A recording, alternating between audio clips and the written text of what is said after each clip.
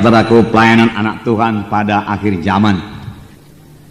Kita sudah sampai, saudaraku, pada akhir zaman. Dan apakah yang dikerjakan oleh Tuhan pada akhir zaman ini? Apakah yang akan dikerjakan Tuhan bagi gerejanya pada akhir zaman ini? Nah, kita sudah belajar, saudaraku, bahwasanya Tuhan sedang melakukan pemulihan. Bahwasanya sebelum Tuhan Yesus datang kedua kali akan terjadi satu restorasi, pemulihan dalam gereja. Ini tertulis dalam Kisah Rasul 3 ayat 21. Saya membacakannya kepada saudara. Kisah Rasul 3 ayat 21.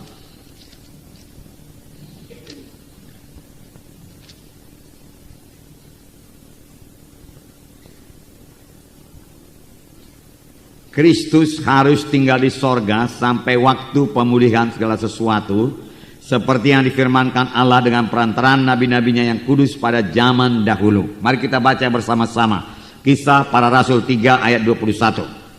Kristus itu harus tinggal di sorga sampai waktu pemulihan segala sesuatu,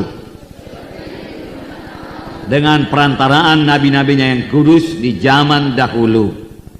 Jadi sudah pasti Kristus itu harus tinggal di sorga sampai waktu pemulihan segala sesuatu.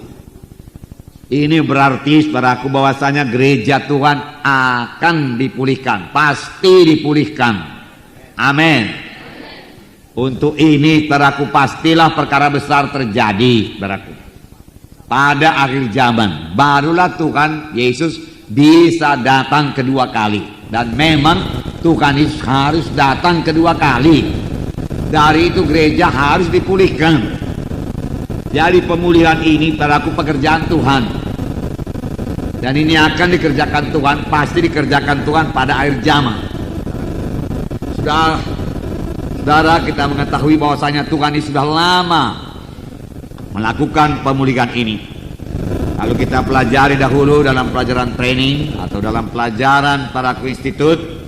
Martin Luther lah, saudaraku, mula-mula mengembalikan taraku keselamatan oleh sebab iman. Bukan karena perbuatan, bukan karena taraku ditebus oleh uang, bukan, tetapi manusia selamat. Kita selamat karena percaya kepada Tuhan Yesus, iman kepada Tuhan Yesus yang telah mati di kayu salib menebus dosa kita. Lalu kita pun selamat, saudaraku, selamat. Nah, kemudian saudaraku, Tuhan memulihkan. Setelah selamat, kita anak-anak Tuhan harus hidup suci, hidup berdoa kepada Tuhan. Karena keselamatan anugerah, pada waktu itu banyak berpikir, ya bagaimanapun anugerah, kalau memang sudah dianugerahkan Tuhan selamat, dikaruniakan Tuhan selamat, saya akan selamat juga. Bagaimana cara saya hidup dalam dunia ini? Tidak betul, saudaraku. Sekali selamat tidak terus selamat. Kita harus menjaga keselamatan kita.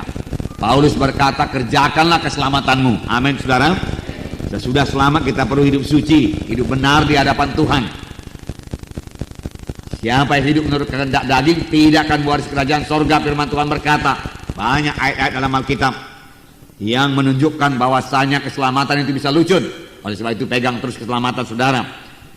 Itu sebabnya, saudaraku, hamba-hamba Tuhan seperti John Wesley, saudaraku, yang mendirikan gereja Metodis, kemudian George Whitefield menekankan mengenai kesucian hidup. Sesudah diselamatkan harus hidup suci, harus hidup suci. Nah, kemudian Tuhan mulai memberikan pengertian mengenai gereja sebagai tubuh Kristus. Gereja sebagai tubuh Kristus. Kemudian, saudaraku, Tuhan memulihkan lagi pujian dan penyembahan dalam gereja. Baru-baru, saudaraku, tahun 60 barangkali Tuhan mulai berikan pujian, penyembahan, menyembah Tuhan dalam ruh, dalam kebenaran.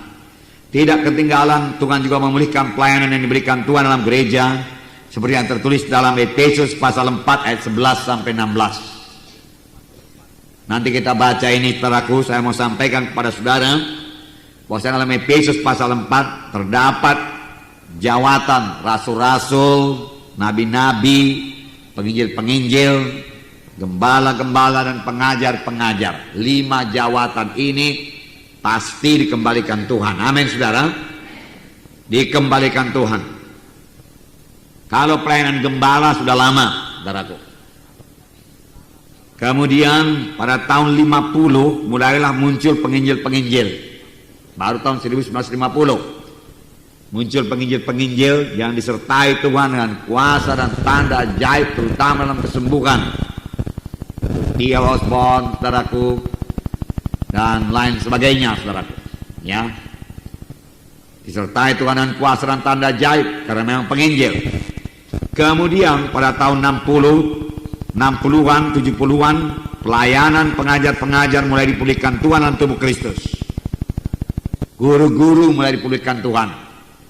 Lalu banyaklah seminar-seminar kita lihat. Seminar mengenai karunia-karunia Roh Kudus, seminar pujian penyembahan mulai diajarkan lagi, saudaraku. Seminar pertemuan gereja dan lain sebagainya. Tahun 60-an, tahun 70-an, saudaraku. Pengajar-pengajar mulai. Jadi, saudaraku, sudah 3, saudaraku. 1, gembala-gembala sudah berfungsi. Penginjil-penginjil yang disertai dengan kuasa dan tanda ajaib sudah berfungsi, saudaraku. Kemudian pengajar-pengajar sudah berfungsi. 3 sudah. 3. Pada tahun 80-an mulai pula berfungsi, saudaraku, nabi-nabi. Nabi-nabi yang memandang ke depan. Walaupun, saudaraku, tidak semua dikaruniakan karunia nabi, saudaraku, banyak orang bisa bernubuat. Banyak orang mulai membuat gol ke depan. Lalu orang mulai berkata tahun 2000 nanti, ya, gereja kami akan sampai sekian-sekian. Anggota gereja kami sampai di sekian-sekian. Mereka memandang ke depan. Nabi selalu memandang ke depan. Amin.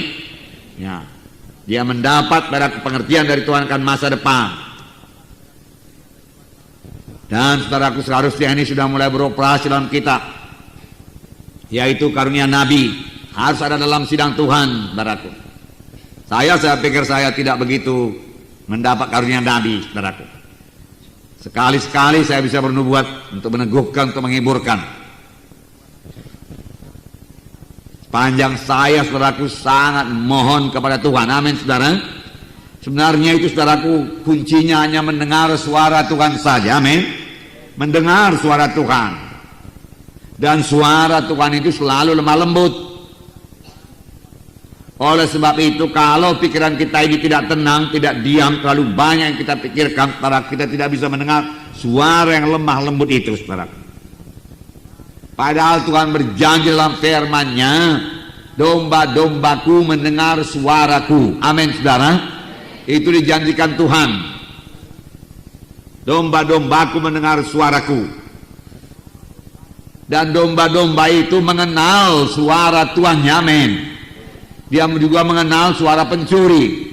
Kalau pencuri datang, dia tidak mau buka pintu. Tetapi kalau gembala yang benar datang, dia membukakan pintu.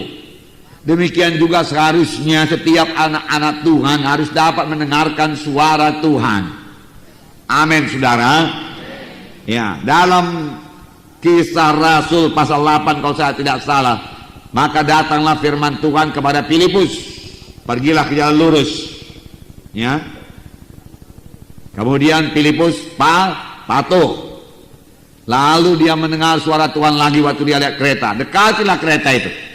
Lalu Roh Kudus berkata, dekatilah kereta itu. Lalu dia dekati. Nah, saudara, begitu jelas seharusnya, saudaraku, suara Tuhan kita dengar. Amin, saudara. Ya, karena Roh Kudus mau berbicara kepada kita. Roh Kudus mau berbicara kepada anak-anaknya, saudara. Tapi, saudaraku, Tuhan minta daripada kita kepatuhan, ketaatan, saudaraku. Ketaatan. Sebenarnya saya yakin semua saudara sudah dengarkan suara Tuhan, saudara. Hanya barangkali tidak bertambah jelas karena saudara tidak mematuhinya sungguh-sungguh, atau saudara tidak mengerti itu suara Tuhan. Saudara pikir dari saudara sendiri. Tahukah saudara bahwasanya Tuhan bicara bukan kepada telinga ini, saudaraku, tapi kepada hati kita. Hati kita, hati saudara yang sudah lahir baru, roh saudara yang sudah lahir baru, disitulah roh Tuhan bicara. Amin. Jadi kadang-kadang kita pikir dari kita sendiri, padahal bukan, saudaraku. Sudah Tuhan yang bicara, saudaraku. Saudara, kalau dahulu hati kita ini, saudaraku, hati yang kalah selalu. Kita berpikir kalah, Saudaraku, sebelum lahir baru, pikiran kita tidak ada pikiran rohani, pikiran kita egoistik melulu, memikirkan diri sendiri. Tetapi sudah kita selamat, saudaraku, lahir baru, apakah yang kita pikirkan? Kita memikirkan perkara-perkara di atas, saudaraku. Amin. Memikirkan perkara-perkara rohani. Lalu, saudaraku, Tuhan mulai bicara dalam hati kita, saudaraku.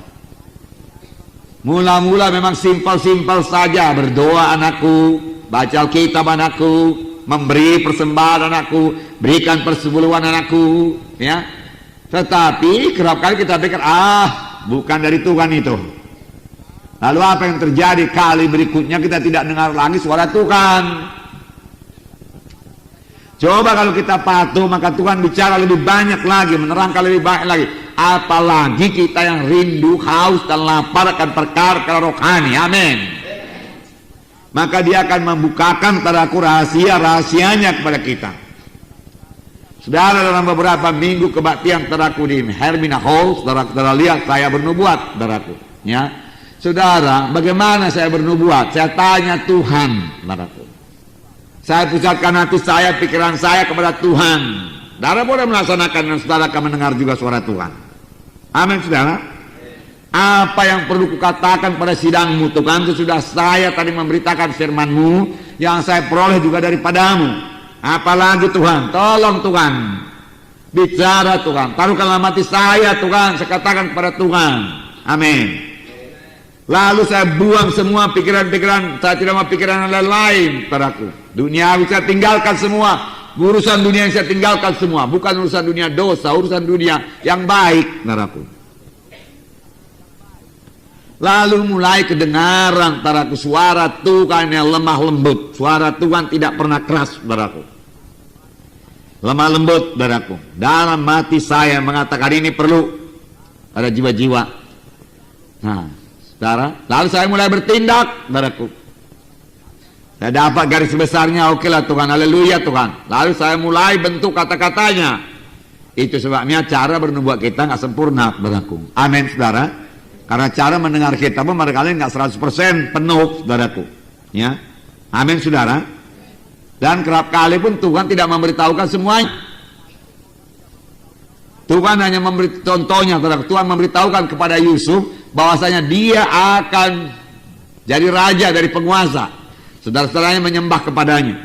Tetapi Tuhan tidak beritahu kepada Yusuf bahwasanya dia akan dijual dan ditangkap dan masuk penjara. Amin, saudara. Ya. Karena kalau dikasih tahu Tuhan semua, saudaraku, bisa jadi kejadian sombong.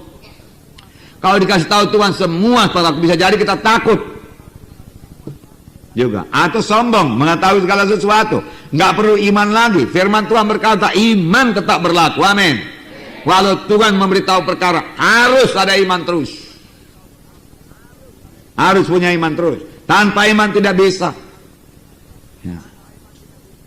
Boleh jadi Tuhan berkata, oke, bangunkan bagiku gereja di Bandung, Injil di Bandung, aku akan memberi kemenangan kepadamu.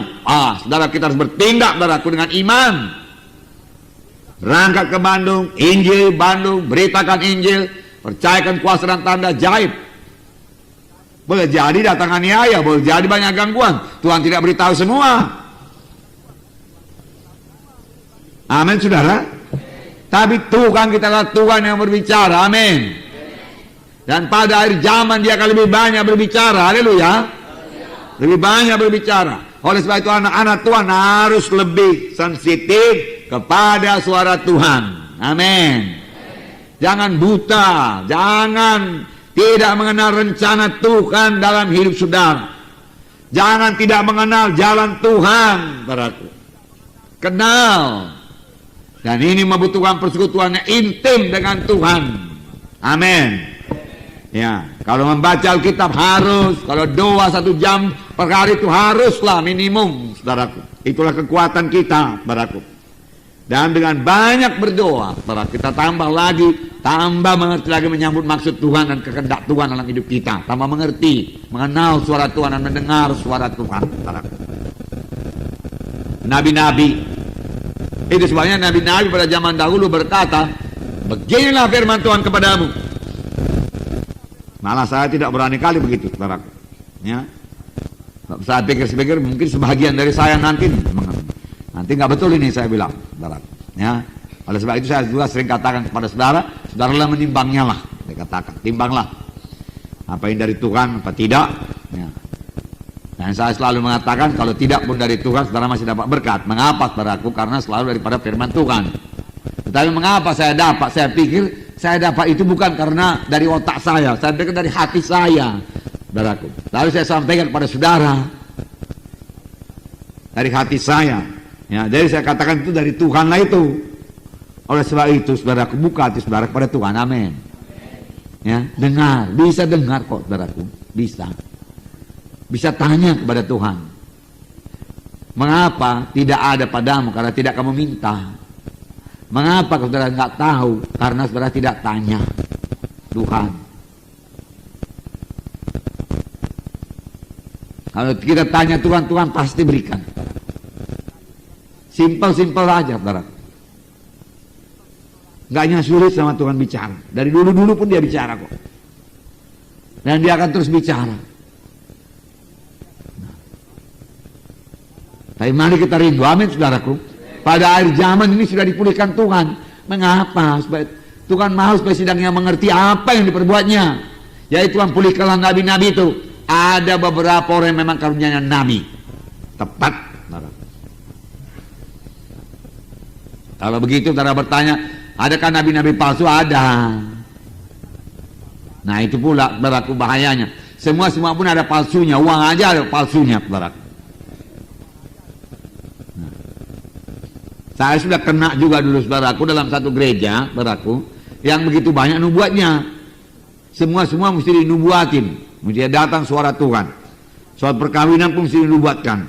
Si Anu sama si Anu mau kawin. Oh, Tuhan bilang setuju. Nah.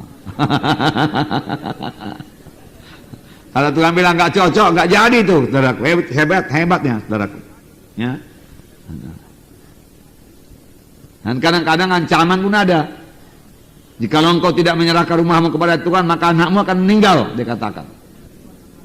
Siapa nggak takut, saudaraku? Pikir-pikir daripada anak mati, serahkan aja lah rumah. Iya kan? Nah. Jadi nubuat itu sudah menguasai dia, saudaraku. Menguasai. Tuhan tidak pernah, saudaraku, suka, saudaraku, kita dikuasai oleh nubuat, saudaraku. Nubuat itu tuh menghiburkan, saudaraku, menguatkan, meneguhkan sebenarnya sudah kita dapat sendiri daripada Tuhan. Misalnya saudara sudah dapat, saudaraku, panggilan dari Tuhan bahwasanya saudara akan jadi hamba Tuhan. Saudara sudah rasa itu. Aku pasti dipakai Tuhan jadi hamba Tuhan. Pasti. Nah, saudara berdoa, tambah dikuatkan Tuhan. Lalu pada suatu hari nubuat datang kepada saudara. Dengarkanlah firman Tuhan. Sekarang Tuhan memanggil engkau menjadi hambanya. Dan engkau akan dipakai Tuhan dengan urapannya. Melalui engkau jiwa-jiwa akan diselamatkan. Ya. Tuhan akan memakai pelayananmu dengan cara yang luar biasa. Tuhan akan membuka jalannya bagimu. Bertekunlah engkau dalam Tuhan. Wah, saudara sendiri sudah dapat sebetulnya. Tapi dikuatkanlah oleh nubuat itu lebih pasti lagi. Amin. Ya, itu gunanya nubuat. Nubuat. Nah, nubuat. Itulah pelayanan nabi-nabi. Pelayanan nabi-nabi. Ya. Tetapi begitu pun, saudaraku, apa yang dikatakan nubuat itu harus ditimbang. Firman Tuhan berkata, ya, perhatikan sungguh-sungguh, ya. Kalau belum dapat daripada Tuhan, saudaraku, ya, berdoa lagi, saudaraku, berdoa lagi. Jangan pula terus menghakimkan, saudaraku, itu bukan daripada Tuhan, setan itu, jangan, saudaraku. Ya. Tapi saudara harus lebih banyak berdoa. Saya yakin, saudaraku, kalau kita banyak berdoa, kita pasti mendengar suara Tuhan. Karena Tuhan kita Tuhan yang bicara. Saya lupa ayatnya, satu raja-raja berapa itu, saudara? Nah, Elia mendengarkan suara Tuhan dalam lemah lembut.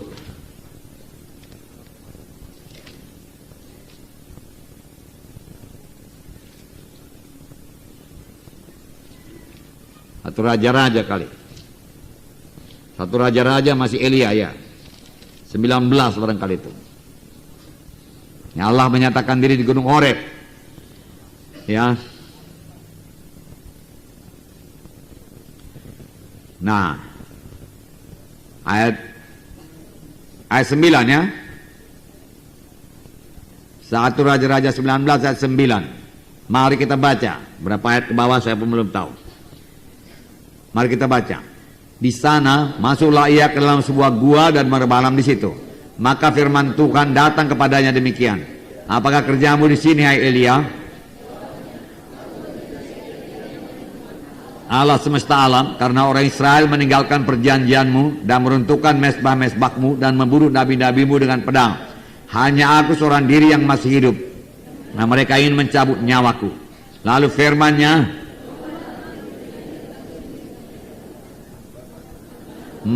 maka Tuhan lalu angin besar dan kuat yang membelah gunung-gunung dan memecahkan bukit-bukit batu mendahului Tuhan.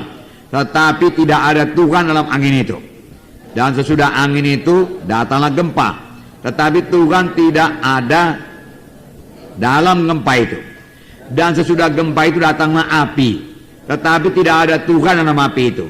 Dan sesudah api itu datanglah bunyi angin sepoi-sepoi basah. Segera sesudah Elia mendengarnya, ia menyelubungi mukanya dengan jubahnya, lalu pergi keluar dan berdiri di pintu gua itu. Maka datanglah suara kepadanya yang berbunyi, apakah kerjamu di sini, hai Elia? Jawabnya, aku bekerja segiat-giatnya bagi Tuhan Allah semesta alam, karena orang Israel meninggalkan perjanjianmu, meruntuhkan mesbahmu dan membunuh nabi-nabimu dengan pedang. Hanya aku seorang diri yang masih hidup, dan mereka ingin mencabut nyawaku. Firman Tuhan kepadanya, pergilah, kembalilah ke jalanmu melalui padang gurun ke Damsik, dan setelah engkau sampai, engkau harus mengurapi Hazael menjadi raja atas Aram, dan seterusnya. Nah, saudara, di sini dikatakan, saudaraku, datang angin, ya, besar dan kuat, lalu membelah gunung-gunung dan memecahkan bukit-bukit batu, mendahului Tuhan. Tetapi Tuhan tidak ada di situ. Bukan begitu cara Tuhan berbicara, amin, saudara. Dan sesudah itu adalah gempa. Tetapi Tuhan tidak ada dalam gempa itu. Gempa itu hebat, ya, tetapi Tuhan tidak di situ. Dan sesudah gempa itu datanglah api, tetapi tidak ada Tuhan dalam api itu. Dan sesudah itu datanglah angin sepoi-sepoi basah. Lalu Elia mengerti Tuhan datang. Begitulah caranya Tuhan datang. Kalau dalam hati kita ini rusuh, saudaraku, sebagai gempa, saudaraku, sebagai angin ribut, saudaraku, nggak ada ketenangan, nggak akan pernah mendengarkan suara Tuhan. Amin. Nggak bisa dengar, saudaraku. Seorang hamba Tuhan berkata, kapan yang mau mendengar suara Tuhan, Tuhan berkata kepadanya, pergi kepada gurun. Artinya mencari tempat yang suci, sunyi, ya, ya.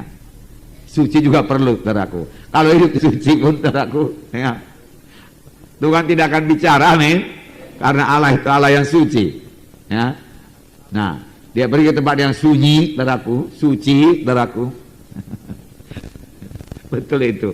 Jangan pula di tempat yang sunyi tapi nggak suci.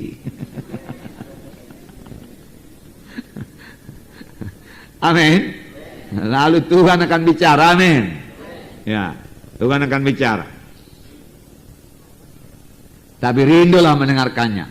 Saudaraku, itu sudah berlangsung, saudaraku. Banyak orang sudah mengalaminya, saudaraku. Marilah kita masuk di dalamnya, amin. Rindulah itu, saudaraku, rindulah. Nah, puji Tuhanlah, saudaraku. Tiba-tiba saya ingat ini, saya tidak tulis.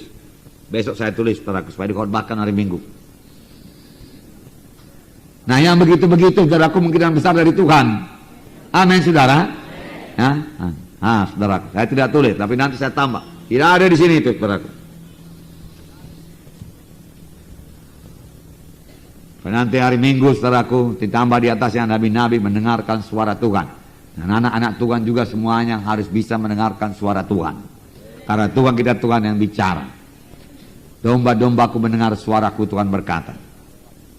Dan saudaraku, saya katakan tadi seperti Filipus mendengar suara Tuhan. Pergi ke jalan lurus, pergi. Dan pada waktu Saulus, saudaraku, pada jalan ke Damsik, dia jatuh dari kudanya.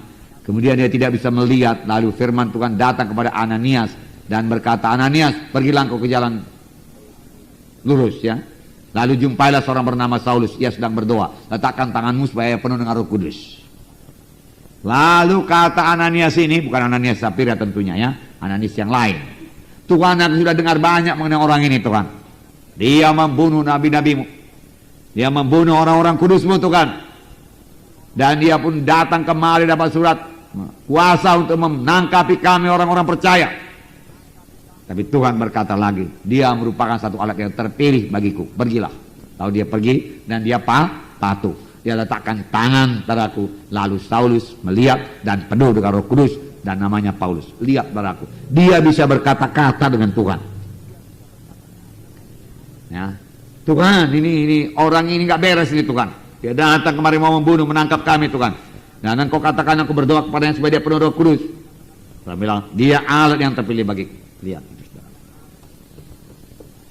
Banyak dalam Kisah Rasul ya, banyak. Ketika mereka mau masih Bitinia ditegah oleh Roh Kudus. Jangan, kata Roh Kudus, jangan. Dia nyata bekerja Roh Kudus, saudaraku. Kisah Rasul, saudaraku. Perjanjian baru. Dan itu pasti dipulihkan Tuhan, amin. Pasti dipulihkan Tuhan. Sepanjang kita rindu, saudaraku, kita akan mengalaminya, amin.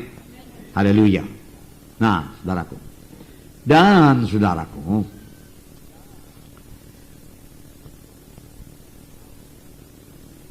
pada tahun 1990, saudaraku, kita melihat pelayanan, yaitu pelayanan rasul, saudaraku, mulai dipulihkan Tuhan. Pelayanan rasuli, kerasulan. Apakah artinya ini? Rasul artinya seorang yang diutus. Jadi artinya banyak orang akan diutus. Itu sebabnya Tuhan mengirim banyak mahasiswa ke Institut Alkitab Rema. Amin. Dan saudara akan diutus. Amin. Doakan kami supaya kami bisa mengaturkannya dengan cepat, saudara. Dan saudara diutus dengan kuasa Tuhan. Haleluya. Dan saudaraku, yang menjadikan rasul itu, saudaraku, yang mengutus hanya Tuhan Yesus. Itulah dia rasul yang sungguh-sungguh, yang disertai dengan kuasa kerasulan. Baru-baru ini kami bertemu dengan hamba Tuhan Peter Wagner, guru dosen dalam Fuller Teologi yang sangat terkenal. Dia banyak berbicara dalam seminar-seminar internasional. Dan dia berkata, saudaraku, bahwasanya segala macam pelajaran itu yang begitu banyak tidak menjadikan seorang itu menjadi rasul. Yang menjadikannya rasul adalah impartasi, saudaraku. Apakah itu impartasi, saudaraku? Ya. Impartasi artinya penyampaian padaku kuasa, transfer kuasa, saudaraku. Impartasi dari seorang rasul, saudaraku, kepada calon rasul lah, saudaraku. Amin. Ya. Lalu dia, saudaraku, menjadi apostel. Dan itulah gerakan Tuhan, saudaraku, pada akhir zaman. Jadi kalau begitu banyakkah nanti apostel-apostel, rasul-rasul muncul? Banyak kali, saudaraku. Sebenarnya saudara pun sudah menjalankannya, saudara. Hanya barangkali saudara kurang mohon kuasanya, kuasa kerasulan itu. Dalam pertemuan saudaraku dengan hamba-hamba Tuhan cabang, saya katakan kepada mereka, saudaraku, sepanjang mereka itu, saudaraku, mengabarkan Injil Tuhan disertai dengan kuasa dan tanda ajaib, kemudian bangunkan gereja, saudaraku, kemudian mengaturkan saudaraku siapa-siapa yang melayani dalam sidang tersebut, itu seorang rasul. Ya. Dan karena saudara terpancar daripada iman Indonesia, maka saya terus terang saya katakan waktu itu sayalah kepala saudara, rasul kepala, amin. Dan yang lainnya saudaraku rasul, saudaraku. Antara rasul-rasul yang lain semua.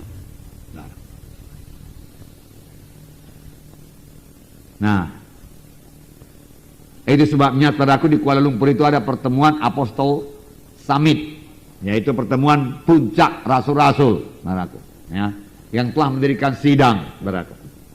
Nah, itu pula sejajar pula semuanya, saudaraku. Tapi rasul yang paling tinggi Tuhan Yesus, saudaraku. Di bawahnya barangkali rasul yang 12 itu, saudaraku. Tetapi kemudian dalam Alkitab juga diterangkan, saudaraku, banyak rasul-rasul yang lain selain pada 12 rasul yang dipilih oleh Tuhan Yesus. Kemudian Tuhan mengirim 70 murid lagi. yang disertai dengan kuasa dan tanda jahit. Jadi banyak, saudaraku. Dan sekarang ini, saudara, pada akhir zaman, rasul-rasul masih berfungsi. Amin, saudara. Nah, ya, dalam Efesus pasal 4 ayat 11 sampai 16 itu dikatakan Tuhan akan memulihkan, saudaraku, pelayanan rasul-rasul, nabi-nabi, saudaraku, ya, penginjil-penginjil, gembala-gembala, dan guru-guru. Lima akan berfungsi kembali. Amin. Lalu tubuh Kristus jadi sempurna, jadi dewasa bagi pekerjaan pelayanan. Jadi, saudaraku, segenap anggota tubuh Kristus, saudaraku, ikut melayani, harus melayani. Amin. Nah, gereja Tuhan hanya dapat mencapai kedewasaan penuh apabila kelima jawatan tersebut sudah berfungsi. Dan memang ini sudah berfungsi. Barulah tercapai kesatuan iman dan gereja akan memiliki kuasa seperti yang dimiliki gereja pertama untuk menyelesaikan tugas yang besar, yaitu amanat agung. Jadi dapatlah dimengerti bahwa sekarang ini Tuhan sedang memulihkan pelayanan rasul, apostolik, gereja rasuli. Siapkan diri saudara untuk satu lawatan Roh Kudus yang luar biasa. Kita sudah sampai di akhir zaman. Dunia makin rusak. Moral sudah ambruk di seluruh dunia. Goncangan-goncangan, saudaraku, terjadi di segala bidang. Goncangan dalam politik, goncangan dalam ekonomi, goncangan keuangan, keluarga juga digoncang, saudaraku. Gereja pun digoncang, saudaraku. Apa yang tidak digoncang? Semua digoncang. Kita perlu berpegang pada satu yang tidak dapat digoncang, yaitu firman Tuhan. Firman Tuhan. Nah, ini tanda akhir zaman, saudaraku. Tanda akhir zaman. Biarlah kita bersiap, saudaraku. Apakah pegangan kita pada akhir zaman ini tidak lain daripada firman Tuhan? Pegang firman Tuhan, saudaraku. Nah, seperti apakah kira-kira pemulihan yang diberikan Tuhan itu? Saya percaya, saudaraku, kira-kira seperti gereja pertama lah. Seperti itulah, saudaraku. Mereka berhasil menginjili dunia, saudaraku. Apa yang kita lihat, terutama dalam sidang pertama, semua anggota tubuh Kristus ikut aktif dalam pelayanan. Jadi semua anggota tubuh Kristus melayani. Tidak ada yang tidak melayani. Ada tempat dalam tubuh Kristus, lalu kita katakan itu. Ada fungsi dalam tubuh Kristus. Ada tempat, ada fungsi. Nah,